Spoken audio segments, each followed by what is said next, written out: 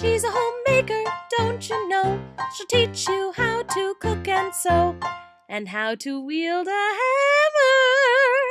It's the June the Homemaker Show. Hello, this is June the Homemaker, and welcome to the June the Homemaker Show. Today on June the Homemaker, we are going to do awesome fall snack edition, which is Chex Mix. So we're going to make some Chex Mix. Now I know you're thinking, oh my god, Chex Mix, I could just buy that at the store. But don't you ever go and get Chex Mix at the store, and then it has something in it that you don't like, or it doesn't have something in it that you do like? Like the Chex Mix that you get at the store doesn't have nuts in it, and I really like nuts in my Chex Mix. Or the Chex Mix at the store has pretzels in it. In fact, it has tons of pretzels in it, and I do not put pretzels in my Chex Mix.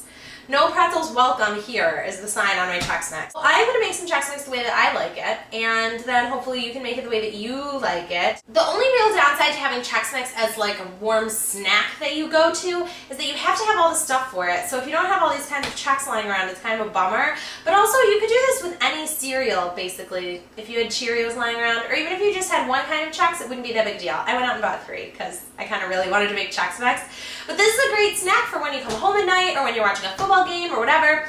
The actual recipe, which I will put the link to in my pants, is a big recipe. It's like 3 cups of each of the kinds of Chex. It makes a huge thing, and if you bake it in the oven, it takes an hour or whatever, but you can just make a little bowl of it and just toss it in the microwave, and it's super duper easy. So that's what we're going to do today. So first, we have the basics. Chex. And I'm going to go by the handful because I'm not really keeping track. There's a handful of the rice Chex, and a handful of the wheat Chex, and a handful of the corn Chex. Now, I am a big fan of those little bagel crisps that come in the Chex Mix. I really like to get the little Melba Snacks, the roasted garlic ones. And so I'm going to, and I tend to break these in half so that they'll be, or even 3 pieces, so that they'll be more bite-sized, you know, because you want to be able to pick up a thing and eat it in conjunction with other things. You don't have to just eat that one piece on its own, you know what I mean? And these are very garlicky, so I'm skipping the garlic powder, which is in the recipe. Then I'm also going to put in some walnuts, which I am using because I like walnuts. You could also put in peanuts or cashews or almonds or any kind of nut that you like, really. I probably wouldn't put in pecans, although maybe, you know, if you were doing a sweet kind. That's the other thing, you can make up your own kinds of Chex Mix. They have cinnamon Chex now, so if you made a thing with cinnamon Chex, it could be a sweet one. I'm just going to mix these all up together until it looks awesome. Trust me on this one, it looks totally awesome in this little bowl. Then, we're going to melt some butter. Not a lot of butter, just a little bit. In fact, if you have spray butter, that might be a good option to use for the Chex Mix, because then you can get it evenly distributed on everything. So I put in a little pat of butter. See, it's just that much butter. It's not like a ton. Put that in the bowl, and we're going to heat this in the microwave until it's melted, so like 10-15 seconds. So 20 seconds was about right. I put it in for 10 seconds, and it was like, bleh. It looked like the faces of the Nazis at the end of Raiders of the Lost Ark, and I was like, oh, you're not done yet. Into this little thing of butter, we're going to put the tiniest bit of Worcestershire sauce. Yeah, a little Worcestershire sauce goes a long way, you guys, so don't go crazy with it. Use sparingly, basically like you would use balsamic vinegar, except for if you're like me and you adore Worcestershire sauce and then you just lick it off your fingers.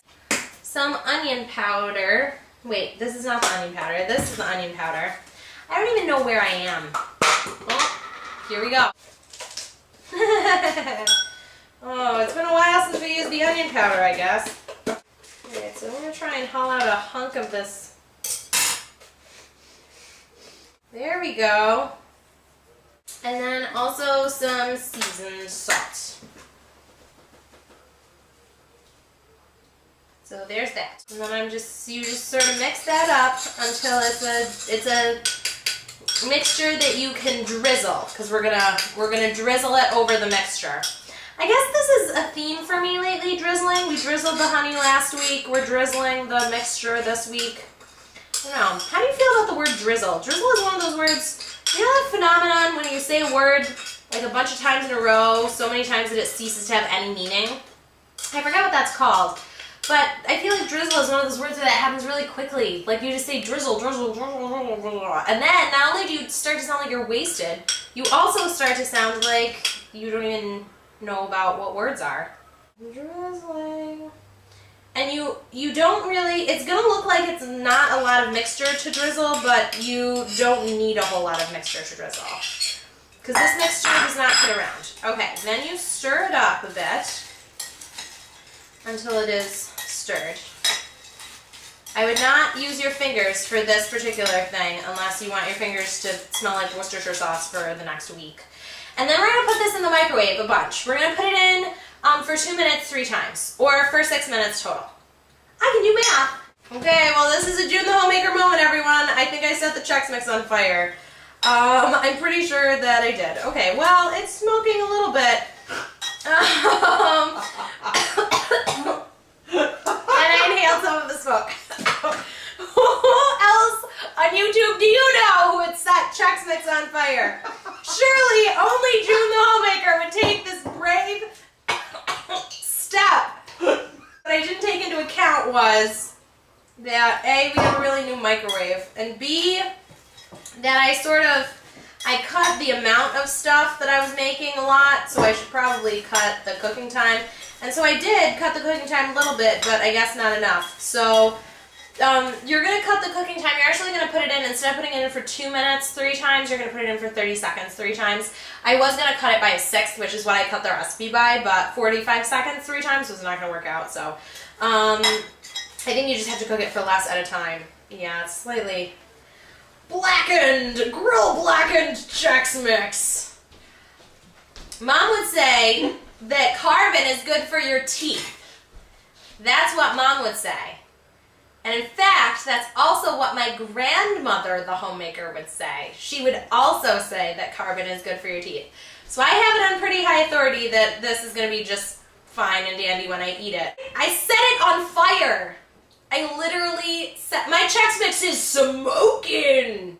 Before I make more fire puns, I'm going to go. However, Chex Mix, butter, seasonings, cereals, snack foods, and nuts is really all you need to make this delicious warm snack for any evening of football, or really just any evening.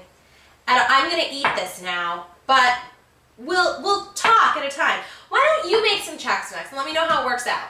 Don't burn it. Like, don't set your Chex Mix on fire like I have. Well, I guess I'll talk to you later. Bye!